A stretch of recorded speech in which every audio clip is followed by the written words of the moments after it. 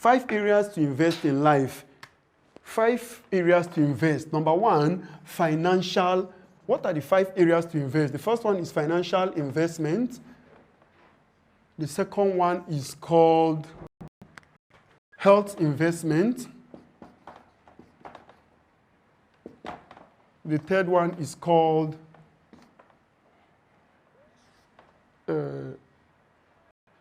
relationship investment. Relationship investment.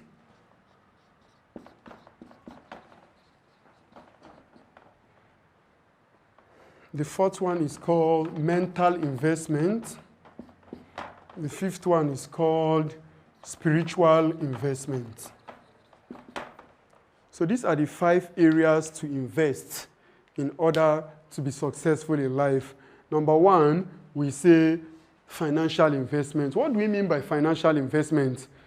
What do we mean by financial investment? By financial investment, we mean if you are working and you are earning money, or even if you are not working, but let's say you have a business you're doing and you are earning, even if it is 10,000 naira every month, don't say 10,000 naira. Sorry, I'm using naira because we're in Nigeria. Don't say 10,000 naira is too small for you to invest. If 10,000 naira is what you get every month, you're sure it's 10,000 naira. This is what you do under financial investment. If you're the person that believes in paying tithe, fine, you pay your tithe. So whatever remains, you divide that money into 2. After you've done your tithe, if you are the tither, then you divide that money into 2. You open an account in the bank. You call that account.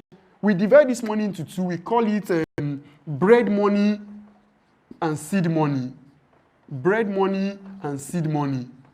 Bread money is the money you use to eat for your daily upkeep, because you must eat, you must take carb, you must make calls, you must do some basic things. So all that money, we call them bread money. So now, the other part of the money we call seed money. Seed money is the money you put into an account for future investment that you don't touch. Any money that goes into this account, you open an account in the bank. As I'm talking to you, I have an account in the bank. The bank don't know what I did. I open an account and register. I'm the one that only know what I'm doing. That account is only, any money that goes there doesn't come out. I call it seed money. We call it seed money. Any amount you draw. In fact, I don't even have an ATM card for that account. That's to show you how committed and serious you will be about that. So what do? Any money you get, once you divide them into 2, take the one you use for that month, take the other part you put in your seed money. No matter how small it is, make sure something is entering that your seed money. As you keep putting money in your seed money, make sure that you don't have access to it. Now, watch what happens. During the time of our parents, our grandparents, our parents, what you see, our grandparents, they will take both seed money and bread money, they will put all under their pillow, they will save it. Somebody will be dying, they will not bring out the money. They will be hungry, they will not bring out the money. You see an old woman will die. When they raise her pillow, they will see 5 million naira, 3 million, 2 million. Granny, you have 5 million naira, 2 million under the pillow. She kept both her bread money and her seed money. If she took her bread money, took her seed money, and invested and saved all of them, that's not how it's supposed to be done. So people are suffering and she's not bringing any money.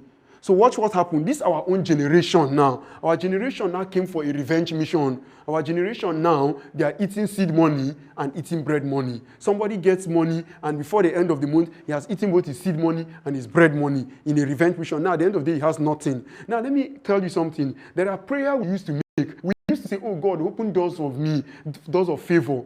Even any religion that you are, everybody pray to God for open door and favor. Let me tell you how God opened doors. Listen carefully. Let me show you how God opened doors. All those prayers saying, God, open doors for me. God is listening to you.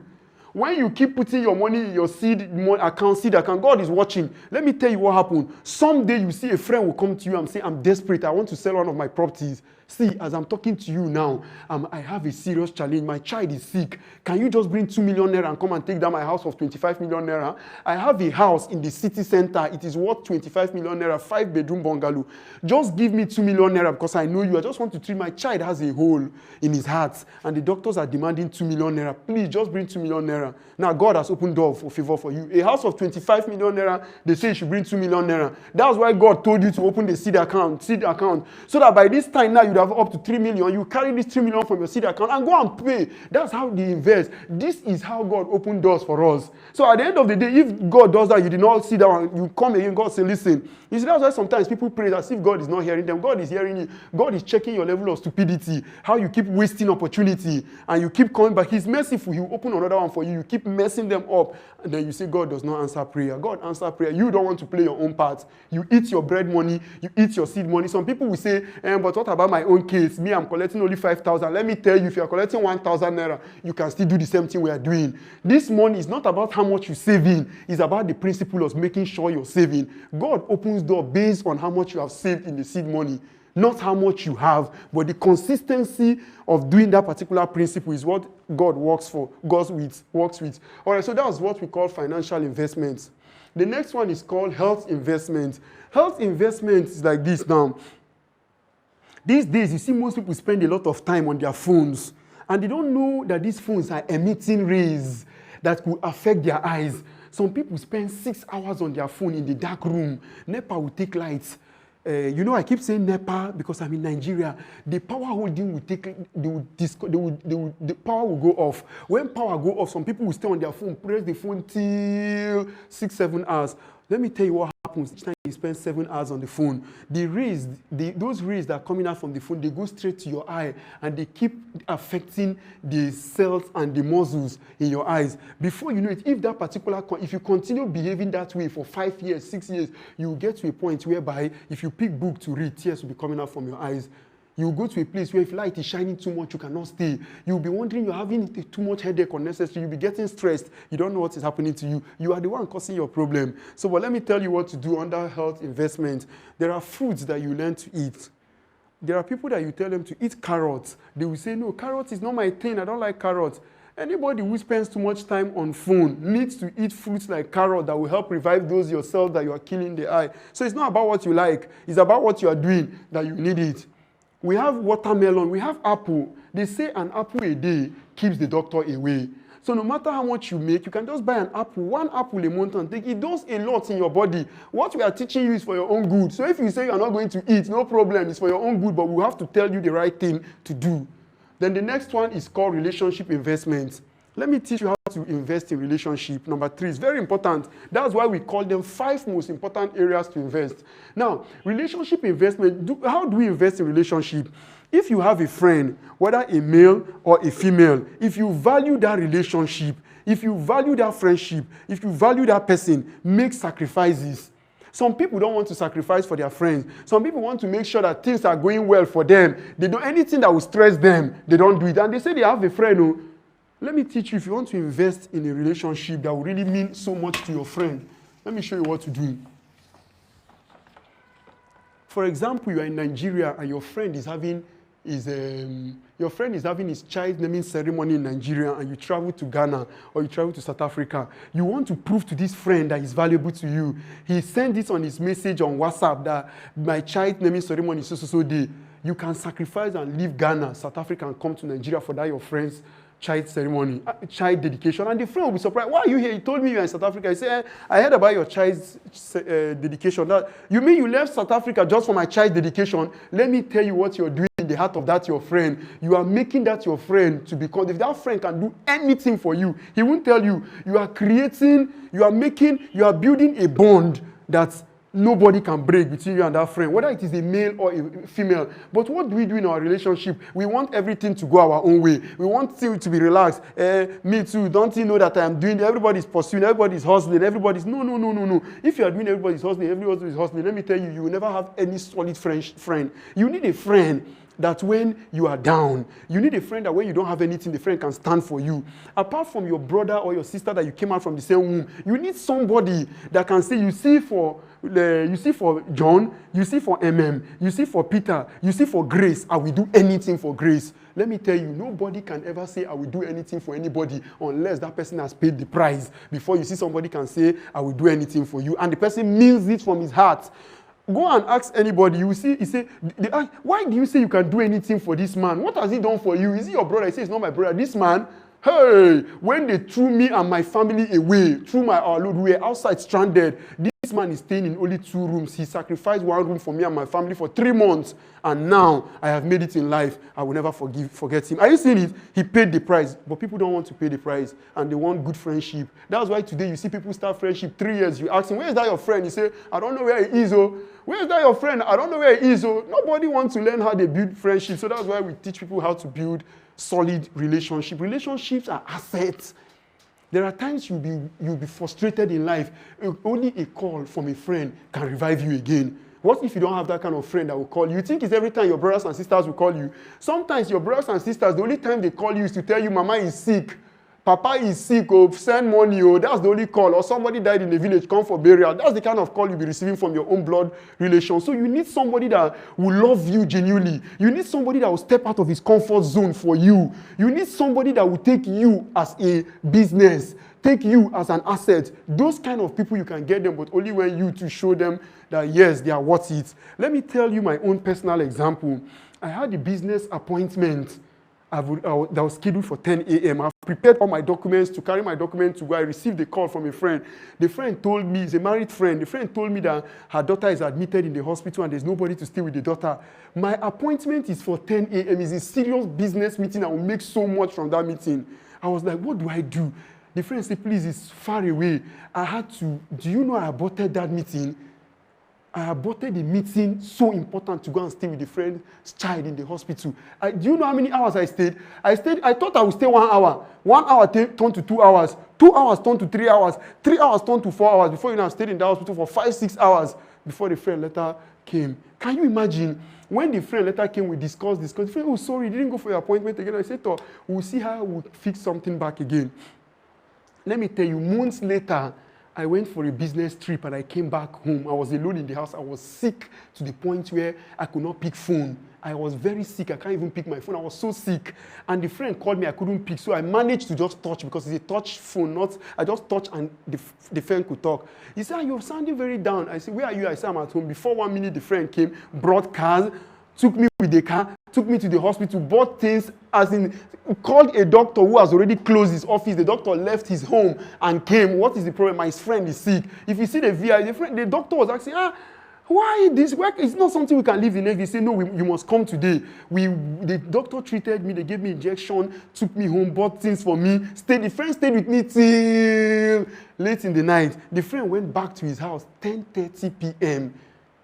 You think it's every friend that can do that for you? So I'm teaching you how to build quality relationship. The next one is called mental investment.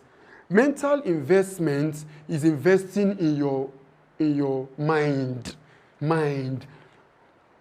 Check what kind of books do you read. The kind of books you read will determine the kind of mind you have. There are books you read that build you. There are books you read that empower you. Did you see the example I gave with MM? MM now went for a training. She said she bakes cake, but she did not even know that there's a training where they can train her mind on how to serve people cake without presenting the cake. Now she has learned that one. Now we told her there's a training where they will teach her how to serve VIPs. If she go and learn that one, I see she's improving her mental scope. Before you know it, nature has no option than to open the windows of opportunities for her. Let me tell everybody something. Listen, there is what we call window of opportunities. Nature only opens windows of opportunities for you when you develop yourself. Let me repeat it again. Whatever you are looking for is also looking for you, but not the version of you. Maybe you didn't get that. Whatever you are looking for is also looking for you, but not this version of you. It's looking for the improved version of you. The cars you are looking for you. The awards you are looking for you. The recognitions you are looking for, they are all looking for you, but not this version of you. So sit and look for a way to improve your mental scope so that you will become empowered. Then the last one is spiritual investment. Spiritual investment is one area people downplay. Let me tell you what people do to God that is not fair. People use God only when they have problems. is when people have problems, they go and pray, oh God, I need this thing. God, my child is sick. God, I need a husband. I need a wife. God, I need money. Why can anybody who treats God as a problem solution maker, only God can answer you because he's very merciful. But the truth is that you will never, ever, ever know much about your own destiny, about your life, because the person who created you is God. He knows everything about you. So if you come to him only times of problem, he will be relating with you that way. You'll be very, very, you will know little about your own self. Why? Because the person who should have told you about yourself is the person you're only going to meet when you have problems. So now let me teach you, how do we build relationship with God? If you're a Christian, let me start with the Christians. I also talk about the Muslims and other religions. If you're a Christian, if you take 5 hours to watch television a day and you want to build solid spiritual relationship with God, you have 5 hours you watch television a day. Now you can remove 1 hour out of your 5 hours of watching television, watching anything you love to watch. Just remove just 1 hour to study your Bible. You can pick any verse of anyone, Genesis, Exodus, Revelation, Matthew, Mark. Just pick anyone. Say every day. Tell yourself, nobody is giving you that assignment. We call it self-discipline. Tell yourself, every day I will read 1 chapter of the Bible. For crying out loud, 1 chapter of the Bible for 1 hour. 1 chapter. I didn't say 3 chapters. If you pick Genesis, just read Genesis chapter 1 today. Tomorrow, Genesis chapter 2. Every day, Genesis like that. Just continue like that. I am telling you, if you start that, God begins to take you serious. That means you are not coming to God for any problem. God, I didn't come to you because I have problem. I came to study the Bible to know you more. God begins to take you important. He begins to take you serious. Let me tell you something. There are some people that will tell you, nobody can do me anything. Somebody will say, he's a proud man. Anybody you see who is with God and the person takes God seriously, the person can come out and tell you can't do me anything. Do you know why he's talking so? He knows that there are spiritual forces backing him, so you cannot do him anything. There's a covenant that is backing him. No matter what you try, the angels will fight you. Why? Because this person takes God seriously. If you take God seriously, God takes you seriously. If you take God, I only need you when I have problem, God won't be treating you that way. So one of the major problems young people have is that they want to go to school, get a job. When they are looking for a job, they begin to pray to get a job. God give them a job. They forget God. When they want to get married, they pray for a good husband or a good wife. God give them a good wife or a good husband. They forget God. When their wife is pregnant and the doctor say this woman may not survive, they go back to God. If you treat God this way, you will be very limited. If you treat God this way, a time will reach, God will turn his back at you. You will be crying. The heavens will be shut at you.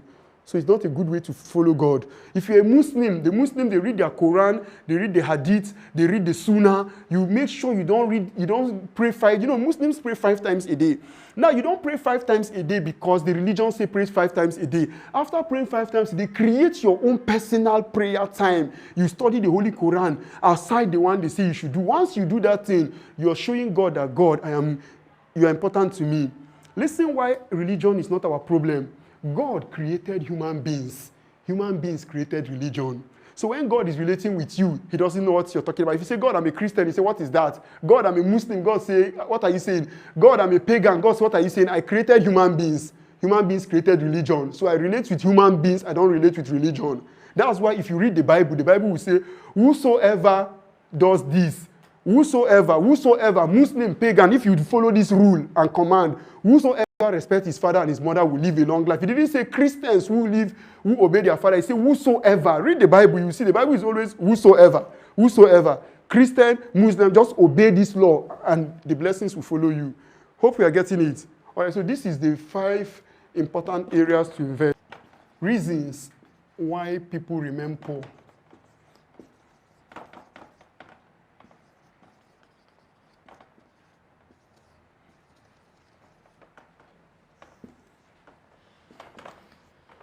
Number one reason why people remain poor is, number 1, no financial education.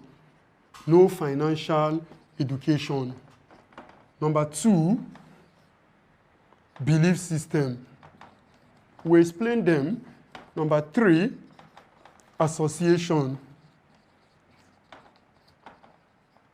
And number 4,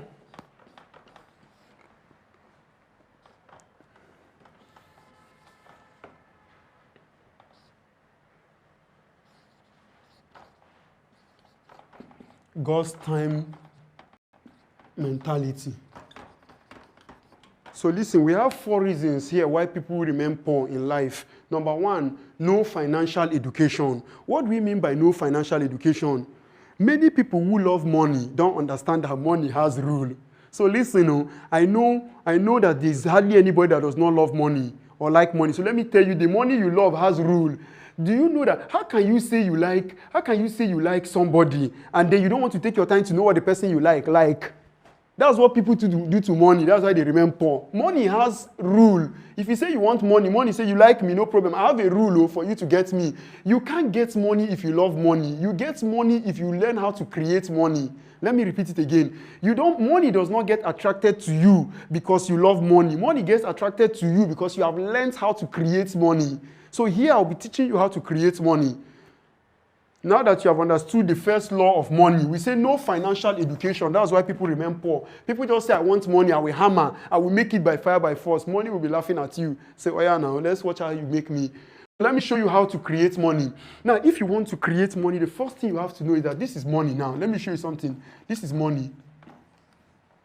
Money gets only attracted to things of value.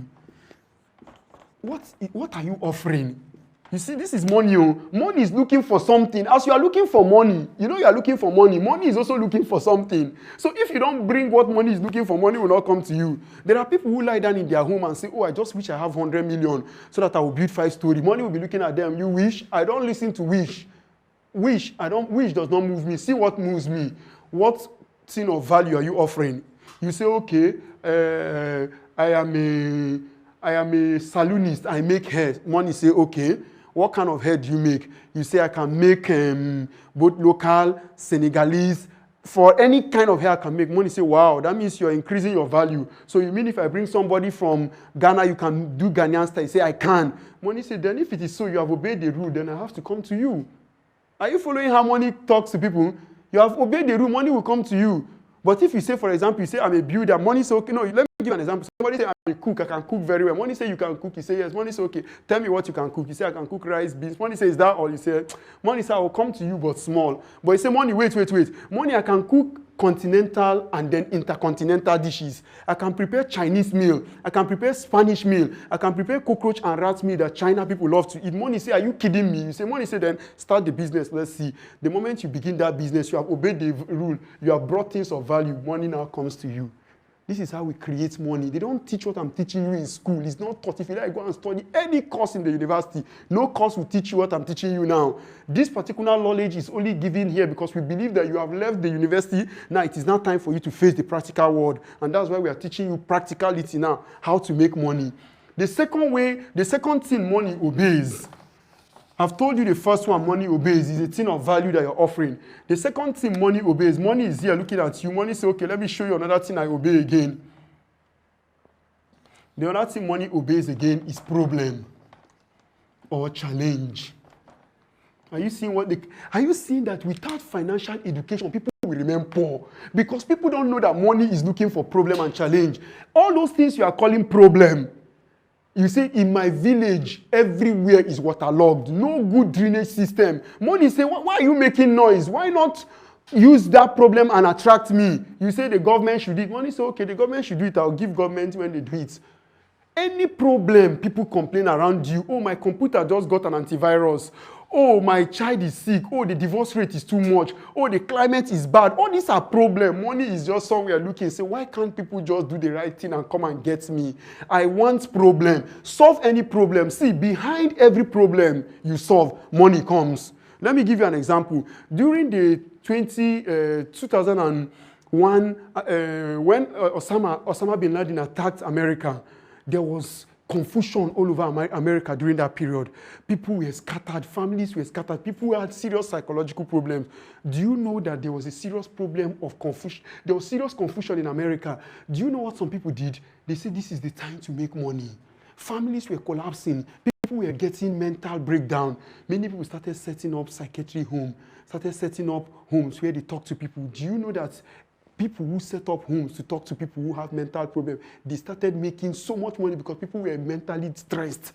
Imagine when the man crashed the whole place. Some people who came out from that crash, they came out mentally battered. So if you tell their families, pay 1 million naira for consultation fee, they will say, at the end of this training, will my brother or sister or friend come out mentally balanced? You say, just pay. money is not their problem at that time. Do you know why? When people are in problem, when people are in serious problem, they don't care about money again. They are ready to release anything for you to solve their problem. Do you understand? Because they are in a problem that time. So if you can solve their problem for them, they will give you the money. I hope you are following. This is how we create money. That's why when you say, oh God, I'm broke, I need money, money will be somewhere laughing at you. Check all the people who keep saying, I'm broke, I need money. They never get money. They'll be looking for people to dash them. Person that dash you money today, will he dash you tomorrow? No, because you are not obeying the rule of money creation. Money will go back to that person that dash you money in the night and say, is this how you want to continue dashing this person money? The next day, if you come back to the person will tell the people, please tell him I'm not around. Is that not how it used to happen? Tell him I'm not around. Why? Because money spoke to him that this is not how we make money. So I'm teaching you what you cannot learn in any school. So you have to pay attention and learn it very, very well. Then the next reason why people remain poor is their belief system. That's number 2. The first one we say is what? The first reason why people remain poor is what? No financial education. And we have taught you how to get the education financially. Number 2 reason why people remain poor, belief system. There's this belief system people have that people who are rich, there are some people who are rich, God created them rich. There are people who are poor, God created them poor. There are many poor people who don't want to struggle to become rich because they believe that this is how God made them. You can see that kind of a wicked belief system. Somebody has opportunity to rise from poverty to riches and they say, no, God made certain people rich and God made certain people poor. Anytime you try to move from poor to rich, you are fighting the Creator. That's a wicked and devilish belief. That's a belief from the pit of hell. There is nobody that is born poor. Nobody is born average. Everybody is born with the same opportunity. If you read the Holy Bible, there was a place God was saying in the book of Proverbs. God said, I created human beings. I give them the same mindset, the same eye, nose, ear, everything. I gave them the same. What they become is left to them. Imagine your Creator saying that He made all of you the same. What you become is left to you. So now, what you engage, if you come from a family where they believe that there are certain people that are meant to be rich and certain people that are meant to be poor, now you are listening to me. Break from that yoke. Break from that belief. Come out, we have taught you how to make money. Go and look for a problem. Solve the problem and see if you will not make that money. Solve more problem and see if you will not make more money. Solve that problem and see if you will not make more and more and more money. At the end of the day, you break from the shackle of poverty. This is how you break from that devilish belief system that some people were born poor and some people were born rich. It's not true. Everybody was born to be rich. Everybody was born to enjoy life. Life. God did not create life for people to endure. God created life for people to enjoy, not to endure. Then the third one is association. So a quick run again. The first one, reason why people remain poor, no financial education. The second one, belief system. And the third one is what? Association. Association simply means the kind of people you keep. There is a law of nature we call law of attraction. According to the law of attraction, the kind of people you keep around that keep talking to you. Already we've told you what happens about the conscious mind, the subconscious mind, and the unconscious mind. Those people that keep talking to you every day, they say, you just finished BSc. Why are you enrolling for masters? You are also working here. You are also into this business. Do you want to kill yourself? Just face this one. What is it? You see, they begin to chip in. When you now go home, you now see as if you are doing too much. It's okay. Maybe I'll just quit this master's program. Maybe I'll just concentrate on this work that this person is telling me about. You see what power of association is doing. At the end of the day, the person is killing your morale. You are not doing much, and the person is making you feel as if you are doing much. You wake up by 1 a.m. Okay, now, for example, you found out that you have the gift of baking cake. There's a training you go for. They now give you a manual to go and read 400 pages. Read it and come and explain to us. You wake up around 1 a.m. to read. You read 1 to 3. Say, Kai, I'm tired. I want to sleep. You call your friend and say, do you know I've been reading one book on how to bake cake for 2 hours? You say, what kind of a stress? Oh, my God, you are just suffering your life. Meanwhile, this is what would have made you improve you. So that person say you're suffering your life. And you look at it, you say, wait, everybody is sleeping and wake up 1 a.m. and be reading book of cake. I beg you, drop it. That association has brought you back. And that's why you see most people remain poor because of the kind of people they keep around them, what they tell them. Then the fourth reason why people remain poor is God's time mentality. You see, it's sounding very sweet, God's time mentality. But let me tell you how God's time mentality becomes a problem. People waste opportunity all in the name of my own time has not come. Don't worry, when my time comes, I will make it. Let me tell you the truth. Have you not seen people who made it when they are 10 years old? Have you not seen people who become millionaires at 21 years old? Who told you that story? Let me tell you the principle of God's time, how God's time works. God, they say everything that happens in life has already been scheduled by God. Now, God creates different opportunities for everybody in different ways. Now, if God sees your background, that you came from a home where your parents are illiterate, they don't know anything, and that's where you came from, God will allow you to pass through that sweat, that suffering. That is what I mean by God's time. He's allowing you to pass through the sweat so that you will build a story. Then He drags you out and brings you into a place where you will now begin to develop yourself, so that when you become made in life, then you now relate that your story to people who are passing through the same thing. That's what we call God's time, but that's not what people are doing. If somebody will sit down, fold his hand, is not doing anything, he says, see, don't worry, when my time comes to make it, I will make it. The person is 30 years, when my time comes, I'll make it. He becomes 40, when my time comes, I'll make it. And they say a fool at 40 is what? Is a fool forever. Then he becomes 50, and he now say it's not his destiny to make it in life. You see how people use God's time to keep themselves poor. So this is the fourth reason why people remain poor.